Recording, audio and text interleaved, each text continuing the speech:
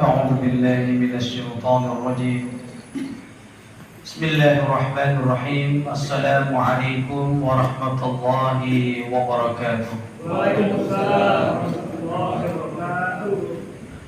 الحمد لله رب العالمين، الصلاة والسلام على رسوله الكريم رسول الله محمد صلى الله عليه وسلم وعلى آله وأصحابه أجمعين.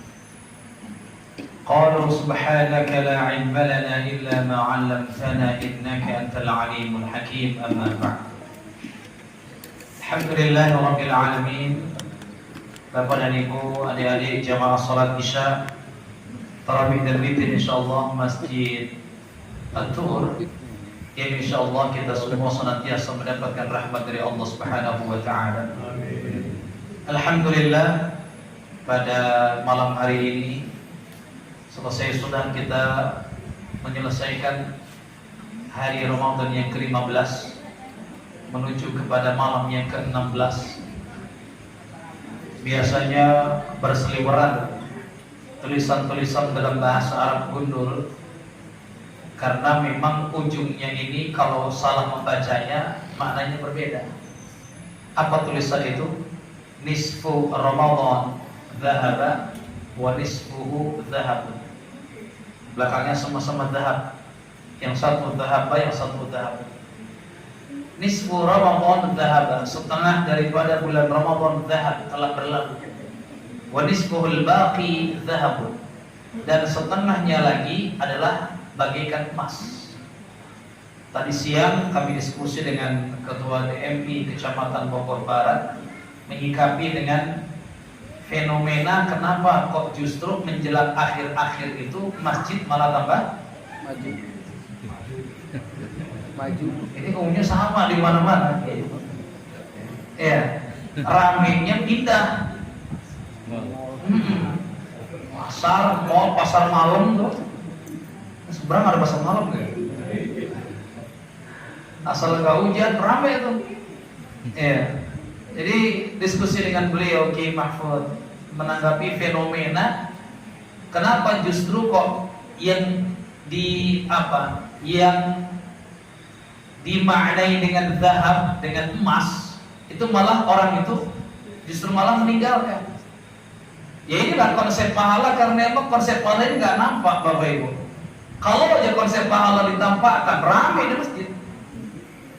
Kalau konsep pahala diperlihatkan sekarang, besarnya pahala, ini jangankan di bulan Ramadan ya, di luar bulan Ramadan saja sholat Isya ini kan, lau ta'lamu ummati ma fil 'atamati wa subhi, kalau umatku tahu besarnya pahala sholat Isya dan subuh berjamaah, la atauhuma walau habwan, niscaya akan mendatangi meskipun merangkak. Itu di luar bulan Ramadan, apalagi di bulan Ramadan yang ada jaminannya ghufira lahu ma taqaddama min dzambi, akan diampuni dosa-dosanya yang telah lalu. Jadi tadi saya kasih masukan itu bukan masukan, ya pendapat kalau dari kami pribadi, karena yang sulit itu adalah menjaga istiqamah. Kalau yang gampang ya istirahat. Istiqamah mah susah. Namanya istirahat, aduh capek dan segala macamnya. Ya, jadi banyak tadi, apakah karena fenomena baru cair THR jadi bisa ini, bisa itu dan segala macam. Kembalinya adalah mungkin pada istiqamah. Istiqamah ini memang berat, dan biasanya istiqamah ini ya hanya oleh orang-orang yang punya settingan awalnya memang memiliki pejuang-pejuang istiqamah. Karena settingan awal itu kan umumnya mohon maaf, kita ini untuk hal-hal yang sifatnya berpahala justru lebih berat, Pak. Lebih berat. Diajak untuk ke masjid dengan diajak untuk jalan-jalan, sama-sama keluar rumah. Padahal ke masjid cuma sebentar, Pak. Cuma rasanya berat dibanding kalau kita main kemana yang harus pakai jalan kaki dan segala macam. Ya. Maka mudah-mudahan kita yang masih diberikan nikmat kemudahan oleh Allah mengisi malam-malam ini, mudah-mudahan Allah berikan kita istiqamah sampai penghujung bulan Ramadan nanti. Allah mudahkan kita untuk menjaga ibadah-ibadah, salah satunya salat tarawih. Bapak Ibu rahimakumullah, malam ini kita akan membahas satu amalan yang juga hanya ada di bulan Ramadan, yaitu zakat, khususnya zakatul fitr.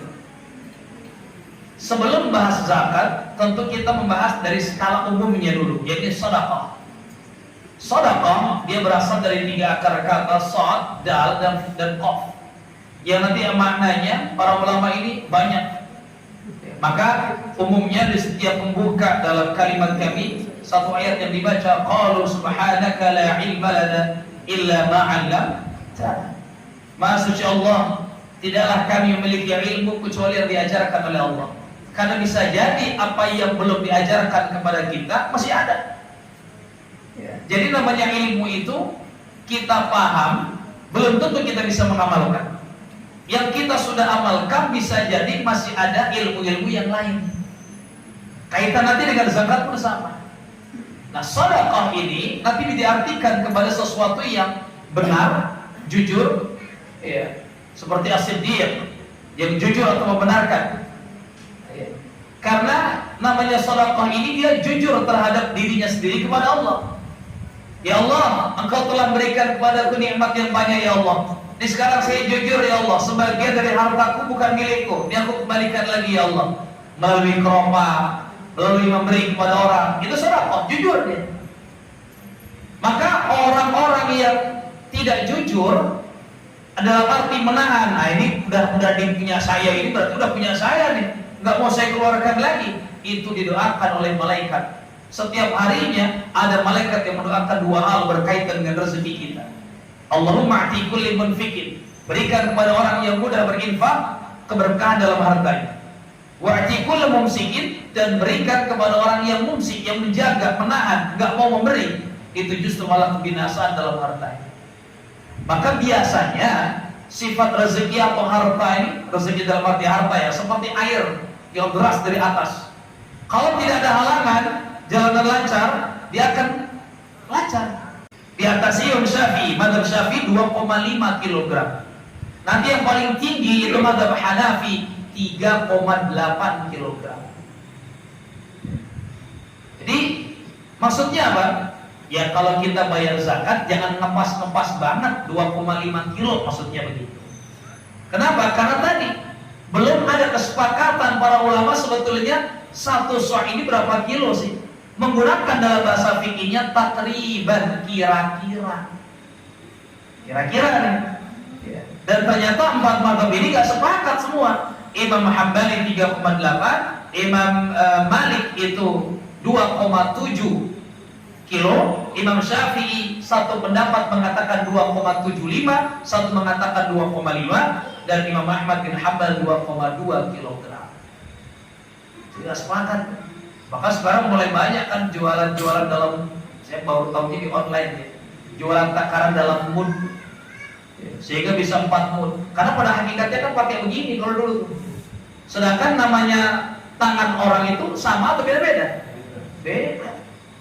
Saya minta tolong Pak ambilin Pak 1 genggam, dengan saya ngambil beda. Apalagi ngambilnya bocah. Beda lagi harus diukur, dikit amat gue yang ambil bocah berbatasan. Maka takaran ini belum sepakat, sehingga nanti ketika kita itu mau membayar zakat, lebihkan.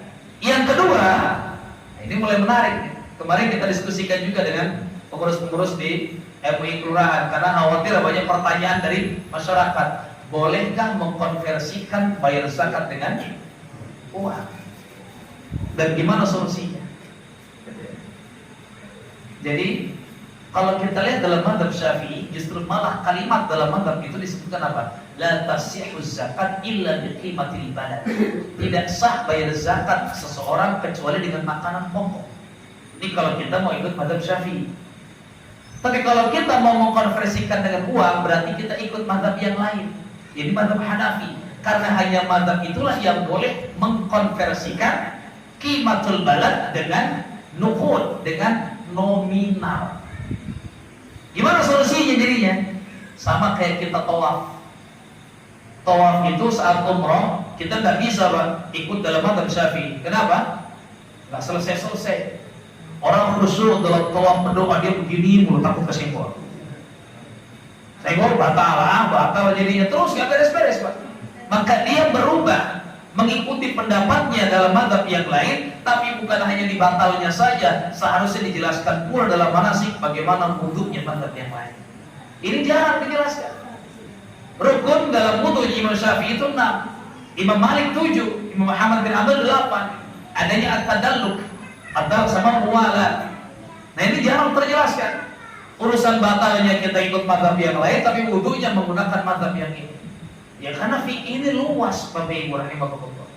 Ya. Maka tadi solusi yang selama ini disampaikan dalam Majelis Ulama Indonesia itu yang pertama, kalau ingin mengkonversikan dengan uang, bayarnya pakai uang, maka dia menggunakan mazhab Imam Hanafi.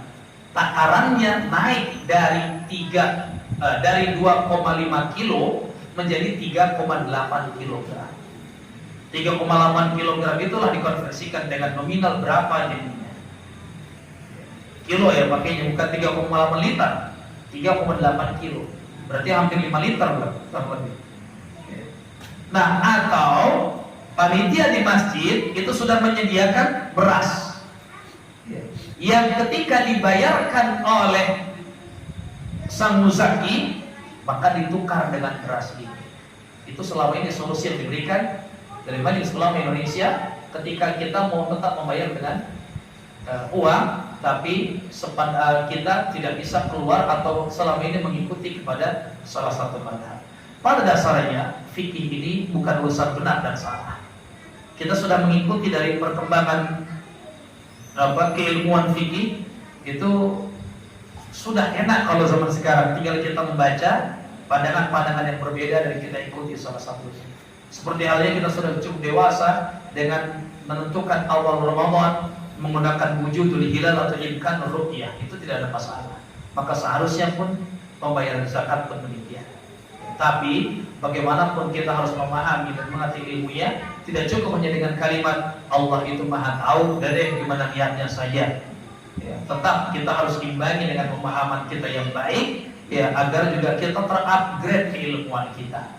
Maka mudah-mudahan kita dimampukan oleh Allah menyelesaikan menunaikan zakat dengan sebaik-baiknya, dan mudah-mudahan zakat kita diterima oleh Allah Subhanahu wa taala. Amin ya Allah ya rabbal alamin. Demikian untuk bahasan kita pada malam hari ini. Billahi taufiq wal hidayah. Assalamualaikum warahmatullahi wabarakatuh. Waalaikumsalam warahmatullahi wabarakatuh.